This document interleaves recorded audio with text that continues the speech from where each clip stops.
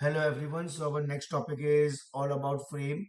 Like obviously when we execute GUI program, we create a window in which we place all our widgets. Okay, everything. But inside the frame also you can place all your widgets. So how to create a frame?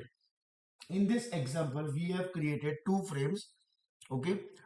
I think these are the basic things. We have created label, but inside the main window, text and font and everything and pack function.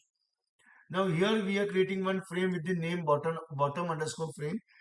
Inside the main window, background color green, width and height is given, and we want exactly on which side, left or right, with the padding x axis.